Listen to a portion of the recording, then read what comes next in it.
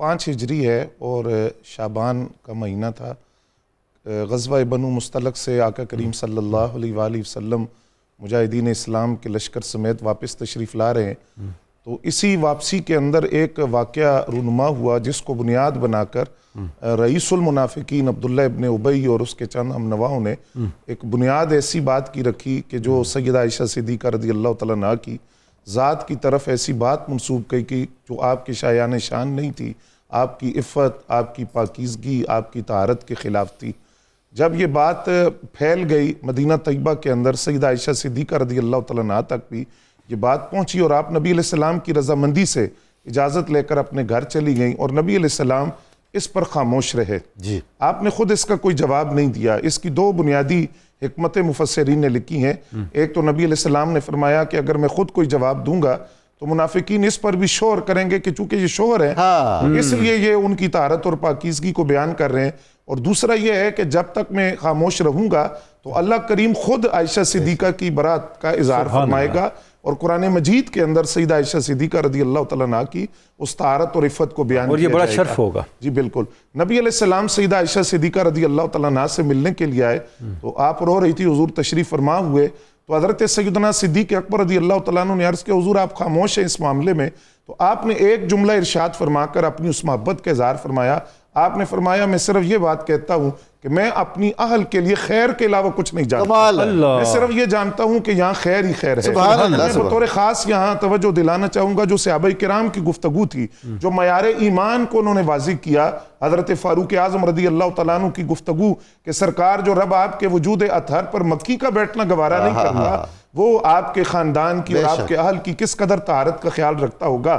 اور پھر حضرت عثمان غنی رضی اللہ تعالیٰ عنہ نے عرض کیا حضور جو رب آپ کا سایہ زمین پر اس لیے نہیں پڑنے دیتا کہ کسی کا پاؤں نہ آ جائے، اور رب آپ کے وجود اطہر سے منسوب جو اہل بیت ہیں، جو آپ کی اہل ہیں، ان کی طہارت کا کس قدر خیال رکھتا. اور پھر مولا کائنات کے وہ الفاظ کہ رب نے آپ کو حکم دیا کہ آپ کے نالین کے ساتھ کوئی ناپسندیدہ چیز ہے تو محبوب آپ اتار دیں. تو جو رب آپ کی طہارت کس قدر خیال رکھتا ہے اس نے آپ کی اہل کے حوالے سے آپ کی طہارت کا کتنا خیال رکھا ہوگا. نبی علیہ السلام سیدہ عائشہ صدیقہ رضی اللہ تعالیٰ عنہا کے پاس موجود تھے.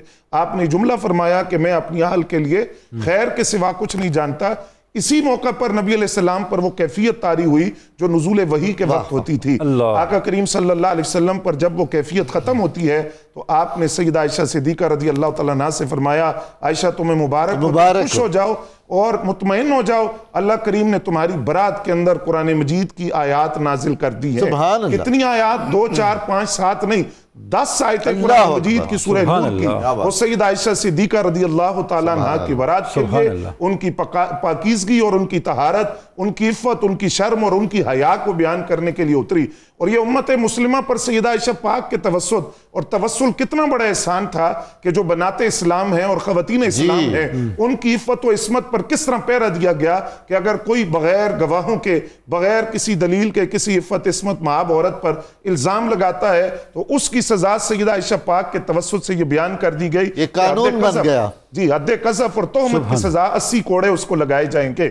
وہ جس موقع پر آیت تیمم نازل ہوئی جس میں آپ نے انٹرو میں اشارہ فرمایا، وہاں ایک صحابی نے نبی علیہ السلام کی خدمت میں عرض کیا تھا حضور یہ ابو بکر کی اولاد کا کوئی پہلا صدقہ تھوڑی ہے، اس سے پہلے بھی وہ جو حد قذف والی آیت ہے وہ انہی کے صدقے ہوتی ہے. اب آیت تیمم جو ہے ان کا جو وجہ اور سبب ہے وہ بھی سیدہ عائشہ صدیقہ رضی اللہ تعالیٰ عنہا بن رہی ہیں. تو یہ قرآن کی 10 آیتوں جو تھی حضرت سیدہ عائشہ پاک رضی اللہ تعالیٰ عنہا کی برات کے اندر طہارت کے لیے نازل ہوئی. اب یہاں ایک بات سمجھنا بڑی ضروری ہے سیدہ عائشہ صدیقہ رضی اللہ تعالیٰ عنہا کی اس طہارت و عفت کے حوالے سے اور ان آیات کے ساتھ جو آپ کو مقام ملا، جو عزت ملی، جو شرف ملا.